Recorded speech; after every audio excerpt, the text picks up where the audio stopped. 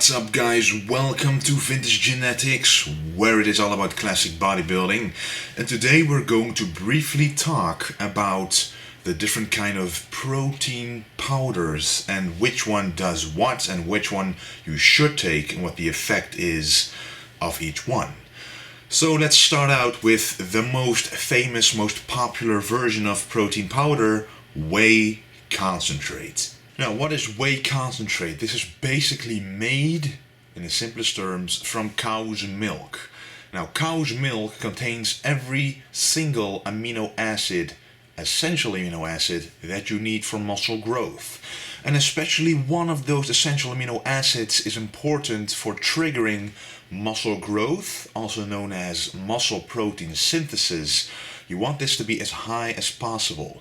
And the trigger to get this as high as possible is the amino acid leucine.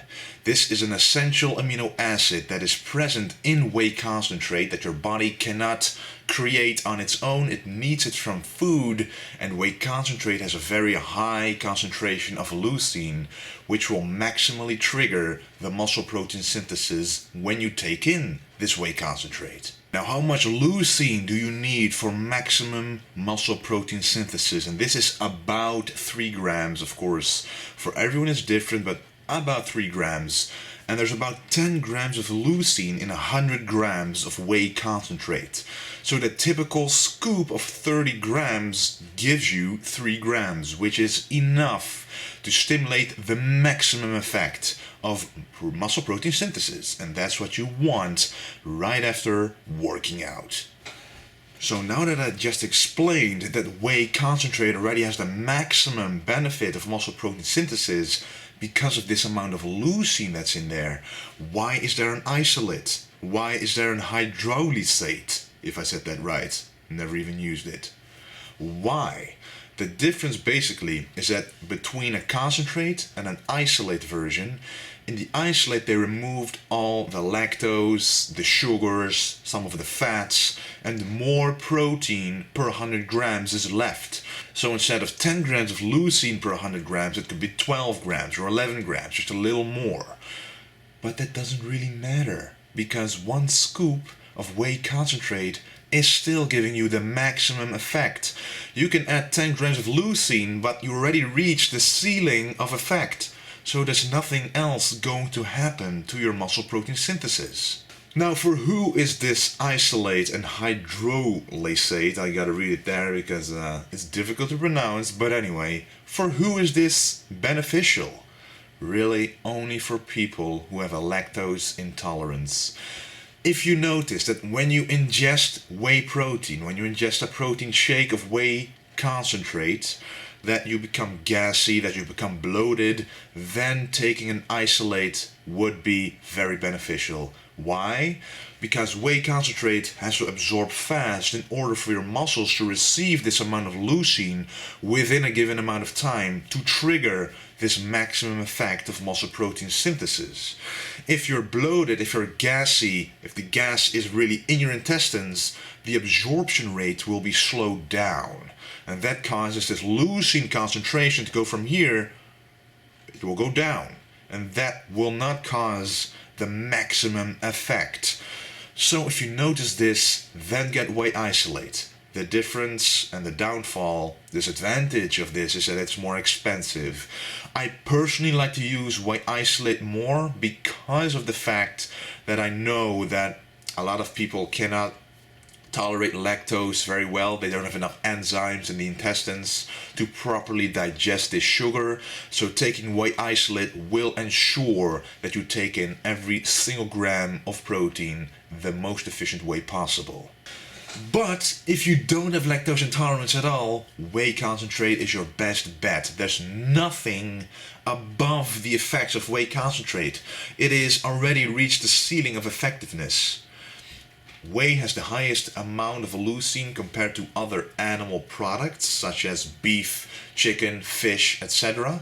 So you would need more of fish and chicken than of the whey concentrate to receive the same effect of muscle protein synthesis or muscle growth. And lastly, why is there even an hydrolysate?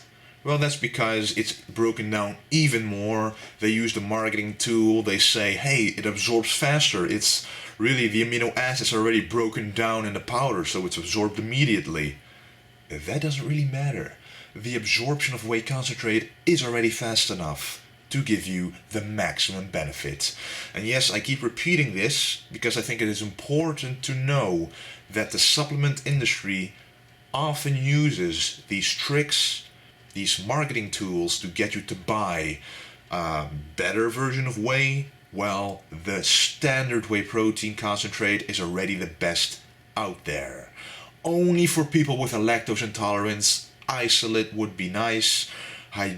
Hydrolysate, I mean, I've never used it, never had to use it. I don't see the use of it.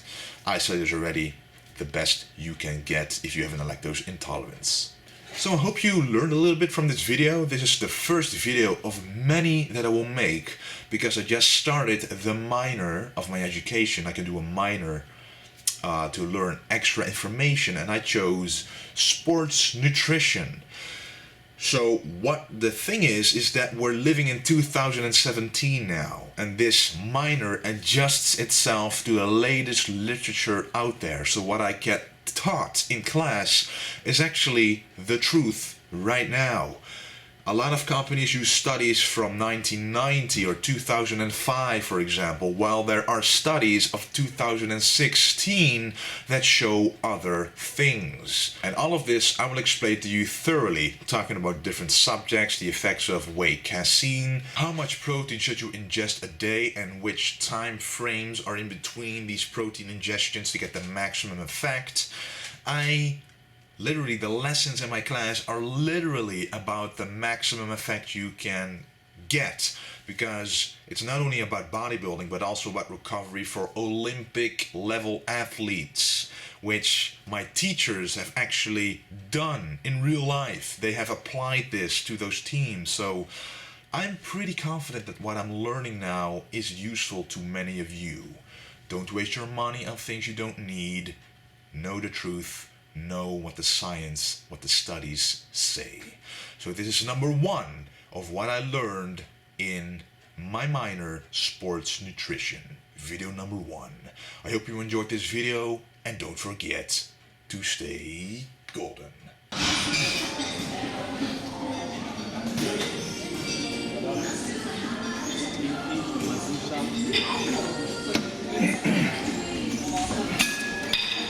Let's do this shit, man.